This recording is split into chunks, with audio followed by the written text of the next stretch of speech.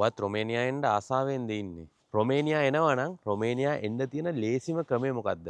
ගොඩක් දෙනෙක්ට තියෙන ප්‍රශ්නයක් තමයි මේක ඇවිල්ලා. රොමේනියාව කියන්නේ ඔයාලා හිතන තරම් හොඳ රටක්ද? රොමේනියාවට ඇවිල්ලා ජීවිතේ ගොඩ දාගන්න පුළුවන්ද?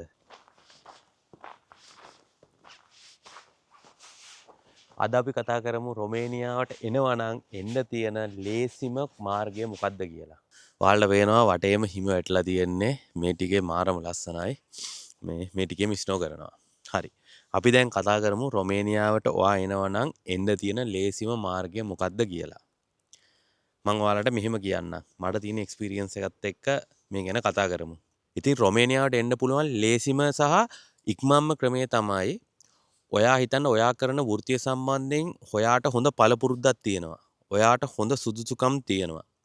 ඉතින් ඔය දෙක තියෙනවා නම් ඔයාලට ඉක්මනටම රොමේනියාවට එන්න පුළුවන්. හරි මම අදහස් කරේ වෘත්තීය සුදුසුකම් කියලා මම ඔයාලට උදාහරණයක් අරන් කියන්නම්. හිතන්න ඔයා චෙෆ් කෙනෙක් කියලා. ඔයා චෙෆ් කෙනෙක් නම් ඔයා හොටෙල් ස්කූල් එකකට ගිහිල්ලා එතන එක්සෑම් එකක් ලියලා එතකොට ඔයාගේ අතේ තියෙනවා සර්ටිෆිකට්. ඒ වගේම ඔයා හොටෙල් එක වැඩ කරලා තියෙන්න පුළුවන්. එතකොට ඔයාට හොඳ පළපුරුද්දක් තියෙනවා. ඉතින් ඔය දෙක තියෙනවා නම් ඔයාට ඔය දෙකට අදාළව ඔයාගේ අතේ ප්‍රූෆ් තියාගන්න පුළුවන්. ඒ කියන්නේ සර්ටිෆිකට්. ඔයා හොටෙල් එක වැඩ කරා නම් ඒ හොටෙල් එකේ සර්විස් ලෙටර් එකක්. මෙච්චර කාලයක් මම වැඩ කරා. මේ තනතුරේ තමයි මම වැඩ කරේ. එතකොට ඔයා හොටෙල් ස්කූල් එකකට ගිහිල්ලා එතන ඔයා කෝස් එකක් කරලා එතන එක්සෑම් එකක් කරලා ඒ කෝස් එකට අදාළව එක්සෑම් එක කරාට පස්සේ ඔයාට දෙනවා සර්ටිෆිකට් එකක්. එතකොට ඒ සර්ටිෆිකට් එක ඔයාට ප්‍රූෆ් එකක් විදිහට තියාගන්න පුළුවන්. ඉතින් ඇත්තටම ඔයාට ඔය දෙක තියෙනවා නම් ඔය දෙක කියලා මම සඳහන් කරේ එකක් ඇවිල්ලා සුදුසුකම අනිත් එක පළපුරුද්ද. ඔයාට ඔය දෙක තියෙනවා නම් ඉක්මනටම රොමේනියාවට එන්න පුළුවන්. මොකද මෙහි හුඟක් වේකන්සි වලදී ඔය දෙක බලනවා. ඔය දෙක තියෙන කට්ටියට ඉක්මනටම මෙහෙට එන්න පුළුවන්. ඉතින් අනිත් දේ තමයි ඉස්සර වගේ නෙමෙයි දැන් රොමේනියාවට එද්දි ඔයාලා එම්බසි එකට ගියාම එම්බසි එකේ ඉන්ටර්විව් එකක් තියෙනවා. ඒ ඉන්ටර්විව් එක තියෙන්නේ ඉංග්‍රීසි වලින්. ඉතින් අනිත් එක ඉංග්‍රීසි පොඩ්ඩක් හදාගන්න. සාමාන්‍ය තත්යකට ඉංග්‍රීසි හදාගන්න. මොකද ඉංග්‍රීසි කියන එක ඔයා එතන ඉන්ටර්විව් එක ෆේස් කරද්දි විතරක් නෙමෙයි ඔයා මෙහෙට ආවමත් ඒ ඉංග්‍රීසි කියන එක 100% ඕන වෙනවා. ඔයාලා හිතන්න ඔයාලට මොකක් හරි කරදරයක් වුණා. එතකොට ඔයාලා ලංකාවේ භාෂාවෙන් මෙහෙ කතා කරන්න බෑනේ. එක්ක රොමේනියන් වලින් කතා කරන්න ඕනේ. එහෙම නැත්නම් ඉන්ටර්නැෂනල් ලැන්ග්වේජ් එකක් වෙන ඉංග්‍රීසි වලින් කතා කරන්න ඕනේ. ඉතින් මම ඔයාලට කියන්නේ ඉංග්‍රීසි සාමාන්‍ය ගානට හදාගන්න. තමන්ගේ දෙයක් එක්ස්ප්ලেইন කරන්න පුළුවන් ගානට ඉංග්‍රීසි ටික හදාගන්න. ඒක ඔයාට ගොඩාක් වැදගත් වෙනවා. ඉතින් මම ඔයාලට ඉස්සෙල්ලා කිව්වේ හොටෙල් සම්බන්ධයෙන්නේ. ඉතින් රොමේනියාවේ හොටෙල් සම්බන්ධව විතරක් නෙමෙයි. ඉතින් ගොඩාක් ශ්‍රේෂ්ඨවල රැකියා තියෙනවා. අපි මේ වෙහිකල් පැත්ත බැලුවොත් එහෙම ඒ පැත්තේ ටින්කර්, මැකෑනික්, පේන්ටින් ඔය තුනට ගොඩක් රැකියා තියෙනවා. හැබැයි ඒවට එනවා නම් අනිවාර්යයෙන්ම ඔයාලා ඒ සම්බන්ධව මම අර ඉස්සෙල්ලා කිව්වා වගේ සුසුකමක් තියෙන්න ඕනේ. ඒ වගේම එක්ස්පීරියන්ස් එකක් තියෙන්න ඕනේ. එතකොට ඔයාලට ටක් ගාලා රොමේනියාවට එන්න පුළුවන්. ඒ කියන්නේ ටක් ගාලා කියන්නේ ගොඩ කාලයක් චාටර් කන්න ඕනේ නැහැ. ඔයාලට ඉක්මනට මෙහෙට එන්න පුළුවන්. ඉතින් ඇත්තටම මෙහෙට එනවා අවුරුදු 21 22 නංගිලා මල්ලිලා. මං එයාලට කියන්නේ මං දන්න විදියට ඕනම රටක ඔයාලා කරන වෘත්තීය සම්බන්ධයෙන් හොඳ පළපුරුද්දක් හොඳ අත්දැකීමක් හොඳ පිළිගැනීමක් තියෙනවා නම් ඔයාලට ජොබ් එකක් හොයාගන්න හරි ලේසි. ඉතින් ඒ වගේ තමයි මෙහෙත් ඇවිල්ලා. ඔයාලා එකපාර මෙහෙට එන්න දඟලන්න එපා. ඔයාලා කරන්න කැමති ජොබ් එක මොකද්ද කියලා මුලින්ම හොයාගන්න. ඊට පස්සේ ඒකට අදාළව කෝස් එකක් කරන්න. ඒ කෝස් එක කරලා ඒකට අදාළව පොඩි කාලයක් වැඩ කරන්න කොහේ හරි. එතකොට වැඩ කරලා එතනින් සර්විස් ලෙටර් එකක් ගන්න. එතකොට ඔයාලට මෙහෙට එන්න මාර ලේසි.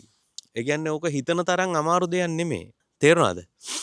ඒක ඇවිල්ලා මාර ලේසි දෙයක්. මේ මට ඉස්සර තිබ්බේ නැති එක්ස්පීරියන්ස් එකක් තමයි මම මේ ඔයාලත් එක්ක ෂෙයා කරගන්නේ. මමත් ඉස්සර මේ දේ දැක්කේ නෑ ඇත්තටම. මෙහෙට එන්න ඉස්සෙල්ලා මමත් දැක්කේ නෑ. මේ ඔයාලා ඒ විදිහට එනවා නම් ඔයාලා මෙහෙට ආවට පස්සේ ස්ටේබල්. කාටවත් බය වෙන්න දෙයක් නෑ. ඔයාලට ජොබ් එකක් හොයාගන්න පුළුවන්. මම මේ කියන්නේ ජොබ් මෙහෙට ඔයාලා මෙහෙට ආවට පස්සේ ජොබ් එක නැති වුණොත් වෙන ජොබ් එකක් හොයාගන්න පුළුවන්. හරි අපි ආයේ කතා කරමු මෙහෙට ඇවිල්ලා ගේමක් ගහගන්න පුළුවන්ද කියලා. මන් දකින විදිහට මෙහෙට ඇවිල්ලා ගේමක් ගහගන්න පුළුවන්. හැබැයි මෙතන මෙහෙම ප්‍රශ්නයක් තියෙනවා. ඔයා රොමේනියාව කියන රටට එනවා නම් ලෝන් ටර්ම් ප්ලෑන් එකකට එන්න. රොමේනියාවට කියලා විතරක් මං කියන්නේ නැහැ. සාමාන්‍යයෙන් යුරෝප් රටකට එනවා නම් සෙටල් වෙන්න බලාගෙන එන්න. ඇත්තටම මේ යුරෝප් රටවල් හොඳයි ඇවිල්ලා සෙටල් වෙන්න. මේ යුරෝප් රටවල් වලට ආවට පස්සේ එකපාර ගේමක් ගහගන්න බෑ. අමාරුයි. දැන් ඔයාට එකපාර ගේමක් ගහගෙන අවුරුදු 5කින් වගේ ගේමක් ගහගෙන ලංකාවට යන්න ඕන නම් හොඳම ඔප්ෂන් එක තමයි කොරියාව. කොරියාව ඊශ්‍රායලයේ ඒ රටවල් දෙක හොඳම ඔප්ෂන් එක. හැබැයි ඔයා යුරෝප් රටකට එනවා නම් මේ සෙටල් වෙන්න බලාගෙන එන්න. PR එක අරගෙන ඒ වැඩ ටික කරගන්න බලාගෙන එන්න. මොකද ඔයා කොරියාව එතනින් ගියාම ඔය ඊශ්‍රායල් වගේ යනවා නම් ඔයාට පුළුවන් අවුරුදු 5කින් ගේම ගහගත්තා ලංකාවට ගියා. හැබැයි මේ වගේ රටක ඉද්දි මෙතන ප්‍රධානම දේ තමයි සෙටල් වෙන්න බලාගෙන ඉන්න එක. මොකද මේ වගේ රටවල් හොඳ ඇත්තටම සෙටල් වෙන්න මේ යුරෝප් රටවල්. ඉතින් මේ හැම දෙයකදීම මට ඔයාලට දෙන්න පුළුවන් අයිඩියා ටිකක් විතරයි. මට කියන්න බෑ මේ විදිහමයි කියලා. මට දෙන්න පුළුවන් අයිඩියා එකක් විතරයි. මගේ ජීවිතේ තියෙන එක්ස්පීරියන්ස් වලින් තමයි මම ඔයාලට මේ අයිඩියා එක දෙන්නේ. තව කෙනෙක් මේ දේ බලලා මේ දේ දැකලා එයා ජීවිතේ වෙනස් කරගනි කියලා හිතලා තමයි මම මේ අයිඩියා එක දෙන්නේ.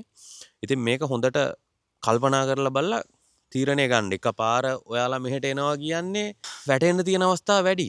තේරුණාද? හැමෝටම නෙමෙයි මම කියන්නේ.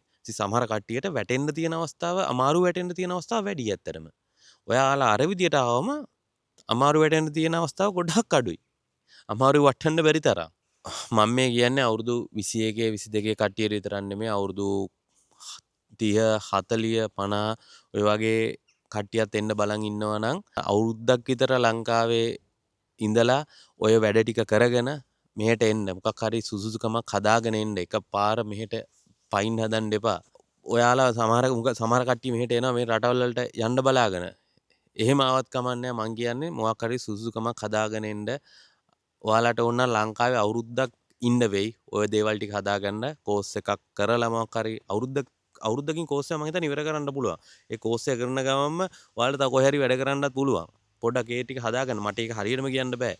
අවුරුදු එකමාරක් කියලා අපි තියමුකෝ. ඒ අවුරුදු එකමාරක් කැප කරලා ওই ටික හදාගෙන එන්න. මොකද මෙහෙට ඇවිල්ලා අමාරු වැඩනවට වැඩිය හොඳයි. ওই ටික හදාගෙන ඇවිල්ලා මෙහි අමාරුව නෙවෙටි කොහොම හරි ගේමක් ගහගෙන යන එක. මොකද ඒ දේ සම්බන්ධයෙන් ඔයාලට අවුරුදු එකමාරක් විතර තමයි කැප කරන්න වෙන්නේ.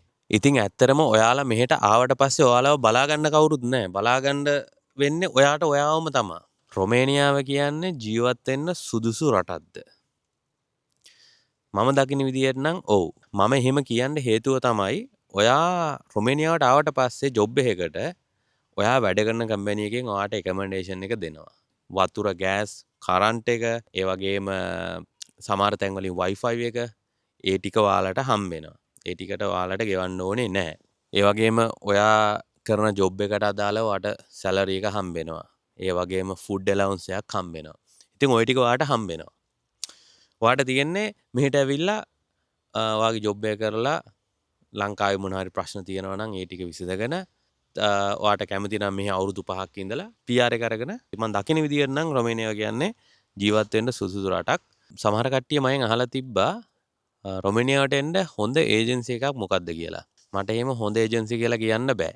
ඉතින් මම මෙතනදී ඔයාලා මොන ඒජන්සියට දැම්මා වුණත් ඔයාලට මං ඉස්සෙල්ලා කිව්වා වගේ ඔයාලා කරන වෘත්තිය සම්බන්ධයෙන් සුසුසුකම් එක්ස්පීරියන්ස් තියෙනවා නම් ඔයාලට ඉක්මනට වීසා එක ඇප්‍රූව් වෙනවා. ඒ වගේම ඔයාලගේ ලැන්ග්වේජ් එක හදාගන්න ඉංග්‍රීසි ලැන්ග්වේජ් එක. එතකොට ඉක්මනට ඉන්ටර්විව් එක පාස් වෙන්න පුළුවන්.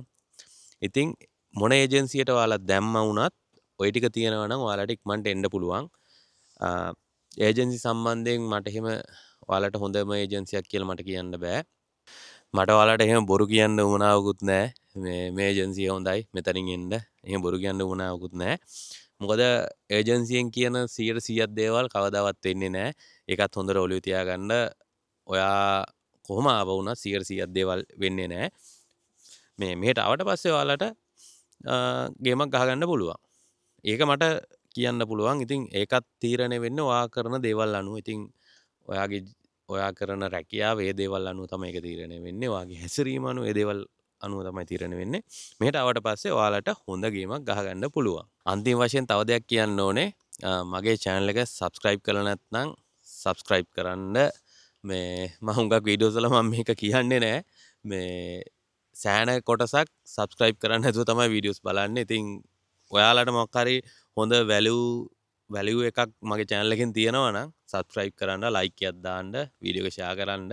ඉතින් එහෙනම් අපි අලුත් වීඩියෝ එකකින් හම්බෙමු. කට්ටිය එහෙනම් පරිස්සමෙන්. එහෙනම් ජය වේවා.